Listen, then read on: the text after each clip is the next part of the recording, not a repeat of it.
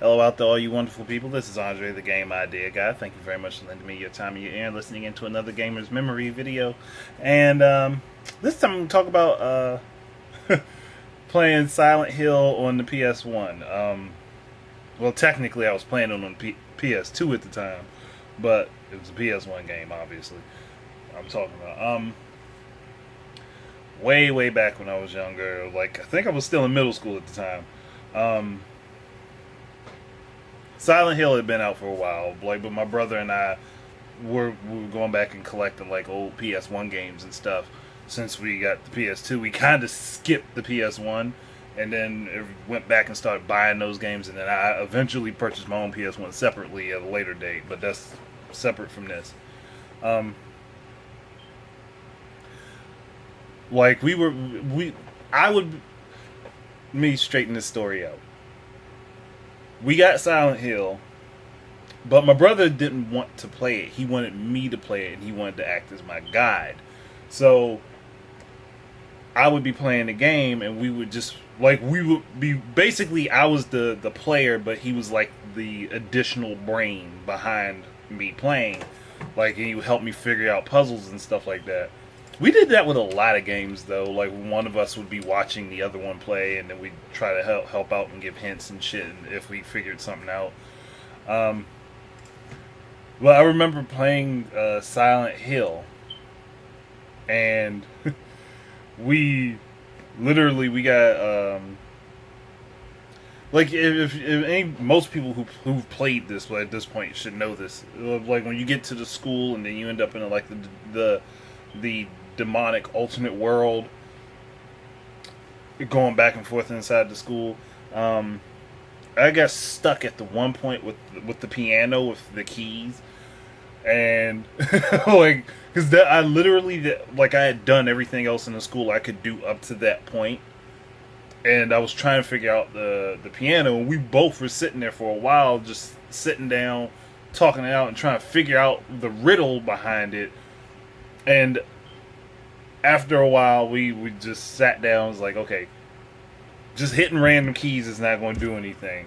So what we did was, like, we had like this notebook where we would take notes and stuff and like write stuff down, like clues and things, like puzzle riddles and stuff, and write all that stuff down in the game. But what he did was draw out the keyboard itself, like, that will appear on the game screen. He drew out the keyboard, and then we slowly, one by one, hit each individual key, and then marked the ones that didn't like make any noises. And the riddle was about silent birds, and for some reason that went over my head when we first got to that riddle. I was like, silent birds, silent birds. And the first couple times we tried hitting all of the keys that actually made noises in different orders. And then finally, just like, it finally hit us both. Like, let's just hit all of these keys that don't make any sounds. Like, should have been obvious as fucking. But again, the clue of it being silent went right over my head. Like, goddamn, I don't know how I missed that.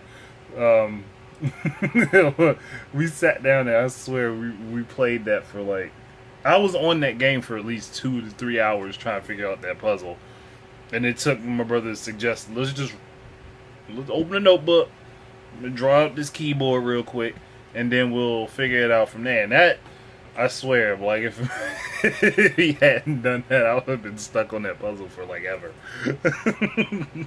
I remember that. And this is before the internet got really huge and everybody was using the internet to find clues and shit, all that shit. I mean, at the time, yes, the internet was budding, but people weren't really interested in going on the internet to figure out how to beat things. Like, we worked on it ourselves, and like, and that was actually, that's one of those things, one of those experiences I'll never be able to. Well, I mean, I can have it if I'm stubborn enough, and I don't, like, and I don't go on the internet like, oh, that's how I do it. Like, damn, that was simple. But I just remembered that because I remember being stuck on that one puzzle for so long, and that was impeding my progress in the game. Like, soon as I figured that out, everything else was like a cakewalk from that point. And I was like, how the hell did that one One puzzle, not even the most difficult puzzle in the game, like become the one thing that I kept overlooking. Like I just kept overlooking everything that was supposed to go on with it, and it's just like I still don't understand how that happened to this day. Like, but being able to play a game that way, like talking with somebody else who's sitting down with you, watching you play it, and like you're not using the internet for clues and stuff like that's a fun experience. That is a really fun experience, especially when it comes to like games, old school horror games like Resident Evil back in the day, Silent Hill. I think Parasite Eve. Parasite. I think you could count Parasite Eve in that for is like with the puzzles and stuff.